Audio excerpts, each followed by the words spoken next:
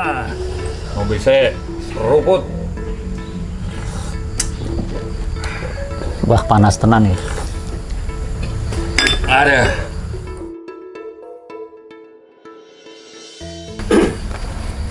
Kita sekarang masih di Kongko Seni Kampung Semar. Nah, ini kita bersama Mas Joko dan Mas Priyo membahas tentang seni Borobuduran. Wah, ini mungkin sedikit sedikit memberikan suatu harapan. Tapi memang saya kira seniman, orang-orang masyarakat sekitar Borobudur ini menurut saya adalah potensi pariwisata yang luar biasa. Dan kita membangun masyarakat sadar wisata bukan sekedar membangun tempat, tapi menyiapkan orang-orang ini mampu berinteraksi, mampu menjelaskan, banyak literasi, dan kehidupan mereka ini penuh inspirasi yang boleh dikatakan asri, ngangeni, penuh cerita, sehingga orang siapa saja yang ada di Borobudur ini tidak sekedar datang pergi, tetapi dia bisa mencicipi bagaimana nikmatnya, asrinya, hidupnya anak cucu pembuat Borobudur. Anak cucu pembuat Borobudur ini akan bisa merefleksikan kehidupan kakek moyangnya, leluhurnya, Kampung Mataram di era milenial, di era digital. Jadi inilah sebetulnya yang mungkin pendapat, ide, gagasan Mas Priyo dan Mas Joko ketika kita punya semangat untuk mendukung bagaimana Borobudur bisa selalu bertahan, hidup, tumbuh, dan berkembang. Nah, monggo, saya mulai Mas Joko aja, silakan. Yang jelas memang seni Borobuduran ini bukan seni yang bisa dikatakan kekinian atau apalah itu ya. Akan tetapi seni Borobuduran ini, Borobudur itu saya sejak masih SD saya sudah mengagumi gitu. Punya keinginan untuk berkunjung ke Borobudur itu adalah hal yang luar biasa. Dan saya sangat ingat ya ketika saya mengunjungi Borobudur sekitar masih SMP ya waktu itu, saya masih ingat sekali bahwa ketika saya mengunjungi Borobudur lalu ya melihat situasinya naik ke stupa, itu memang setelah saya sudah seperti ini saya menyadari bahwa ketika saya berkunjung ke Borobudur itu tidak tidak membawa sesuatu yang benar-benar oh ya saya ke Borobudur tahun sekian itu pernah mendapat sesuatu atau taruhlah souvenir tentang Borobudur atau istilahnya ya paling banter hanya sebuah kaos atau apa seperti itu. Akan tetapi Borobudur ini ya mungkin dengan konsep Borobudur ini bisa kita kembangkan bahwa ketika kita berkunjung ke Borobudur itu akan mendapatkan sesuatu yang bisa menginspirasi. Ada kekuatan, ya, ada kekuatan semacam, betul. Kenangan gitu ya. Betul ya. Kita ini berkarya, karyanya banyak, tapi kadang-kadang semua nganggapnya mahal dan tidak bisa dinikmati semua banyak orang. Betul. Ini yang perlu kita pikirkan, dan mungkin secara religi, seni, tradisi, hobi, teknologi, community ini bisa menunjukkan atau berkarya punya jaringan sendiri-sendiri. Nah, ini memang salah satu yang ingin kita bangun melalui rekayasa sosial atau social engineering. Wah, ini menurut Mas Priyo nih pengalaman selama ini menikmati Borobudur dengan segala keajaibannya, bukan hanya ajaib candinya ya, tapi ajaib kehidupannya. Monggo Pak, silakan diceritakan gimana untuk membangun suatu social engineering untuk bisa mengangkat mungkin ya setidaknya orang tadi yang katakan Mas Joko, naik ke Borobudur tuh ada sesuatu yang nyantol di kepala, menginspirasi, menjadi pengalaman hidup seumur hidupnya bahkan. Borobudur itu ternyata ada nilai luhur, ada seni, ada macam-macam. Monggo, silakan. Ya, betul. Untuk membangun peradaban Borobudur itu harus ada satu tokoh karismatik yang menjadi panutan. Panutan itu tidak harus putra daerah, tapi siapapun orang pendatang sepanjang punya kemampuan sangat memungkinkan Borobudur diekspor. Karena secara monografi Borobudur terletak di sebuah tempat yang sangat strategis. Tentu nenek moyang kita dalam memimpin tim peradaban membangun itu sangat luar biasa mengondisikan dan mengelola konfliknya yang seluas itu pada ketinggian seperti itu, pengangkatannya mulai dari memasang relief hingga sampai akhir tentu bukan pekerjaan yang sangat mudah. Kemudian di letak Borobudur juga punya kekayaan monografi lain. Di sebelah selatannya ada kampung Dengaran 2, itu berseberangan dengan Jowahan. Ada tokoh Mbah Lurah Jowahan, itu namanya Raden Nitiharjo. Beliau yang pernah membuat kidung atau nyanyian. Di dalam nyanyian itu ada pesan moral beragam kalternya. Dari sisi humanis kemasyarakatan, rasa kasih sayang ada. Dari KB supaya memiliki anak cukup 2 juga masuk. Kemudian dari sisi keamanan dan ketertiban juga ada. Dan kidung itu dinyanyikan di atas jam 12. Selain hening juga menggugah rasa bahwa lagu itu memiliki magis. Lagu itu sayangnya justru tidak terbangun dan tidak diperkuat oleh personal yang ada di dusun tersebut. Yang terbaik waktu itu, waktu dikompetisikan, justru ada di Perongsongan yang juara 1, Pak Kris. Yaitu lagu tentang peradaban, tentang Borobudur. Kemudian ada makam Mbah Jugil di sebelah selatannya. Kemudian ada monastri bangunan Buddha yang menyatu dengan alam lingkungan. Kemudian tipografinya juga ada sawah, menunjukkan bahwa Borobudur ini dalam pengelolaan sisi konservasi lingkungan tercapai, kebudayaan tumbuh, sinergitas juga berjalan. Ini terbukti dulu dikisahkan ada kampung yang namanya Ngendingan, berarti sudah ada bentuk-bentuk penciptaan lagu atau gending. Kemudian ada kampung yang namanya Jelagran, itu ukir. Zaman dulu berarti ada tempat-tempat orang mengukir yang berkomunitas di situ. Kemudian alat angkutnya konon ceritanya adalah gajah sebagai pengendara. Terbukti yang nerateni gajah itu adalah, kalau kita sebut sekarang itu pawang, itu dulu namanya seraten. Makanya ada orang nyerateni disebut ada pasar seraten. Kemudian banyak lain, bahwa main gate-nya dulu ada di selatan, di desa Gopalan, dari kata Gupolo. Ternyata ada 2 patung pintu masuk. Tapi lepas sejarahnya ini direkayasa atau otak-atik gadok, adalah sebuah kekayaan tentang mitologi, tentang Borobudur sedemikian hebatnya, bahwa mengelola konflik bangunan Borobudur itu yang tentu tidak mudah. Tentu kalau ini menjadi heritage warisan dunia sangat luar biasa.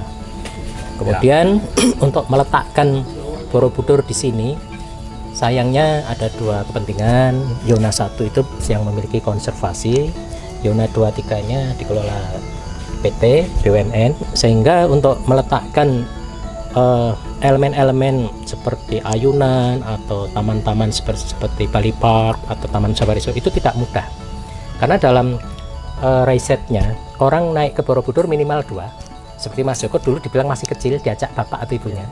Yang terakhir adalah ibu diajak anaknya ngomong cucunya, sehingga ketika tidak kuat menaiki tangga perlu tempat rest area. Maka ketika kecerdasan pengelola CSR ini dibangunlah kantong-kantong lingkungan, ada semacam balkon des. Malahlah saya beli yakin bahwa kepentingan balkon des yang tujuannya untuk mengangkat perekonomian dan mengangkat kebudayaan tentu tidak salah diterapkan juga di Kampung Semar, Pak Kris. Karena di sini juga menjadi muatan alternatif ketika Borobudur menjadi titik sentra yang kedepannya itu tidak boleh over kapasitas. Tentu butuh kantong-kantong lain yang orang tidak sekedar melepas rekreasi tanpa pengetahuan. Jadi harapan kami ada kantong yang bisa mengupas sisi edukasinya, akulturasinya, rekreasifnya, dan sisi konservasinya, Pak Kris. Begitu. Ya, ini terima kasih Mas Priyo menceritakan panjang lebar tentang Borobudur. Saya jadi terinspirasi, berarti kita ini juga perlu membuat program apa dan siapa. Kalau kita tadi mengatakan kita memerlukan ikon perlu orang-orang yang bisa mandegani, yang bisa mempelopori, bisa menjadi pemikir, pelaku, atau inspiring, atau tokoh-tokoh non formal, tokoh-tokoh informal yang bisa selalu menjadi ruang atau menyediakan tempat untuk diskusi. Ini seperti Bali ya, pengalaman Ubud. Ini Cokorde Raka Sukawati, beliau mengundang dari Walter Spies, Bonnet, Antonio Blanco, diberi tempat untuk mereka berkarya. Nah, ternyata itu dampaknya juga sangat luar biasa, bisa membangun kelompok Pitamaha. Itu menghasilkan karya-karya seniman besar seperti Gusti Nyoman Lempat, bisa menghasilkan Ida Bagus Madepoleng. Ada banyak Ketutungen, atau banyak lagi siapa yang turun-temurun Ida Bagus yang punya karya seperti Sobrat segala gitu kan, itu sangat luar biasa. Nah, itu generasi Pitamaha. Ternyata Ari Smith dengan yang artis juga menghasilkan banyak seniman-seniman yang sangat luar biasa. Setidaknya ada Ketut Soki, Nyoman Cakra, ada banyak pelukis-pelukis muda yang dengan gaya yang artis menjadi suatu inspirasi ya, keluar dari konteks tetap kebalian, tetapi ada satu aliran lain. Nah, kemudian sekarang ini pernah juga mendengar di Pejeng. Nah, ini Pak Dullah pernah membangun sanggar Pejeng. Sekarang berkembang lagi ada Keliki, khusus cat air di lukisan-lukisan Keliki. Kecil-kecil. Terus ada lagi Batuan. Nah, kelompok Batuan. Nah, ini sebetulnya suatu sumber inspirasi atas hadirnya para seniman besar, atau siapa saja yang tadi Mas Priyo sampaikan, tidak perlu harus putra daerah atau siapa saja. Nah, tadi saya melihat Kidung Mbah siapa namanya? Raden Nitiharjo. Mbah Raden Nitiharjo. Tembang Pitutur. Nah, ini juga karena tidak terliterasikan sehingga orang lupa. Nah, maka memang seni Borobuduran saya kira perlu menggerakkan, perlu membuat suatu program apa dan siapa. Nah, apa silahkan tempatnya tuh, atau siapa dan apa, kan kita juga ingin mengangkat orang-orangnya. Ini lokal heroes ini juga perlu dibangun, karena beliau-beliau ini kalau menurut saya ya membuat folklore itu cerita kerakyatan, cerita daerah ya enggak apa-apa. Dengan isi dongeng memaknai campur mitologi itu ya antara rasional dan nggak rasional nggak apa-apa, namanya kita cerita budaya, cerita orang Jawa itu kalau nggak ada magis-magisnya, nggak ada klenek-kleneknya itu ya nggak Jawani ya menurut saya. Nah, Mataram itu ya mungkin penuh dengan banyak improvisasi, tapi setidaknya kita tujuannya adalah tetap menginspirasi, memotivasi, memberitahu yang baik dan benar, dan juga mendorong orang lain berbuat baik. Silahkan datang, Anda akan terinspirasi, terhibur. Di sini asri dan ngangeni. Wah, itu yang paling top itu. Karena ngangeni ini ingin mengulang, ingin selalu datang kembali. Sapa pesona. Nah, ini juga dilakukan. Nah, sekarang, monggo Mas Joko, silahkan sampaikan pemikiran-pemikiran apa yang tadi sudah kita diskusikan awalnya. Membangun kesadaran wisata seperti tadi Pak Kris wajangkan itu memang bukan hal yang mudah ya, tetapi memang ya tetap harus kita bangun.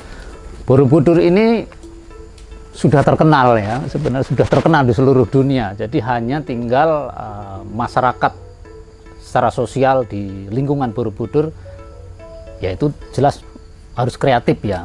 Bagaimana Borobudur untuk bisa hidup dan menghidupi seperti itu ya.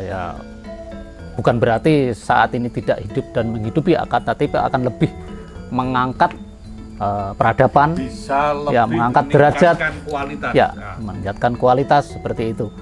Ya, secara kesenirupaan seniman-seniman sendiri memang banyak sekali yang sudah melukiskan tentang Borobudur. Ya, contoh seperti Pak Sri Hadi Sudarsono itu berkali-kali melukiskan Borobudur, Pak Avandi, Pak Zika Abdullah, ya semuanya sudah menggambarkan bahwa Borobudur itu adalah ya keajaiban dunia ya, dan memiliki sekitar Borobudur juga banyak. Betul, ya.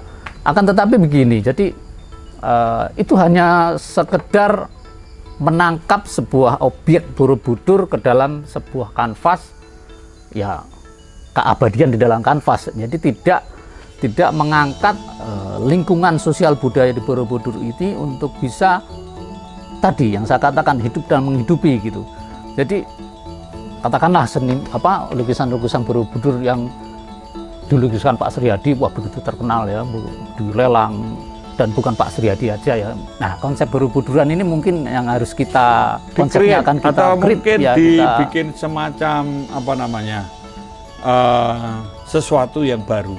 Betul ya. Kalau kita melihat di Cina atau di India, di daerah Bihar, ini satu kampung ibu-ibu semua ngelukis pakai spidol, gayanya model kayak Damar Kurung Mas Mundari.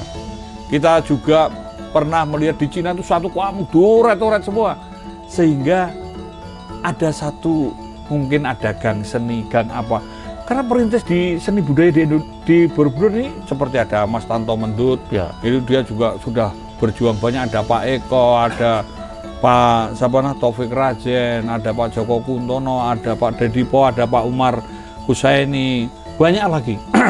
Dan banyak mereka seniman-seniman ini sudah, saya kira, bergerak. Kita memang perlu rukun, perlu konteks soliditas, dan kita siapa yang bisa maju kita gaspol.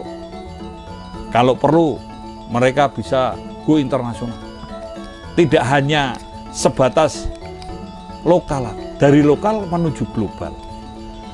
Nah, tukang gerabah, tukang ukir, tukang kayu, kehidupan religi, kehidupan seni, kehidupan apa saja itu bisa menjadi bagian dari wadah-wadah balkondes yang sudah dibangun. Sesuatu ini akan menjadi sangat penting. Tapi tentu ini bukan hanya sekedar bisnis ya, tetapi ini membangun peradaban. Karena ini nguwongke, mengangkat harkat dan martabat manusia untuk sadar. Nah, kesadaran ini paling penting. Mas Priyo, untuk closing, monggo. Kira-kira pesan moral apa yang ingin disampaikan? Untuk membangun peradaban ini harus rukun. Dan itu sering ditekankan bahwa Borobudur jangan diajak konflik yang tidak produktif. Ayo kita bangun, siapapun yang ingin majukan Borobudur, istilahnya tadi maju gaspol. Seperti yang dikatakan Pak Ganjar ketika saya memimpin delegasi Sulawesi kemarin di Blora. Sebelumnya sowan beliau cerita, sing sejak maju, dijak, sing ora iso tinggal. Artinya memang harus digas dan dijak untuk menjadi maju ini perlu, karena kalau hanya romantisme tanpa perlakuan atau tanpa tindakan, hanya angan-angan tanpa dimulai, rasanya hanya menjadi sebuah mimpi yang tidak berujung. Ini kalau disingkat, kalau bukan kita, ya, siapa lagi? Kalau tidak sekarang, kapan lagi? Itu bukan konsekuen, tapi konkesuen gitu ya.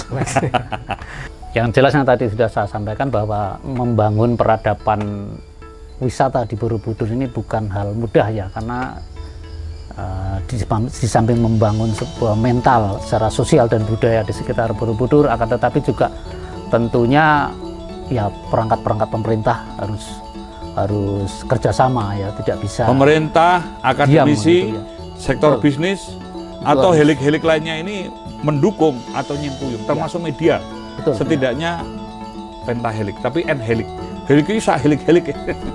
Dan kita memikirkan semua ini tidak lateral, tapi berview, helikopter view. Bisa ke kanan, ke kiri, sisi gelap, terang, ke depan, ke belakang, kemana saja bisa. Betul.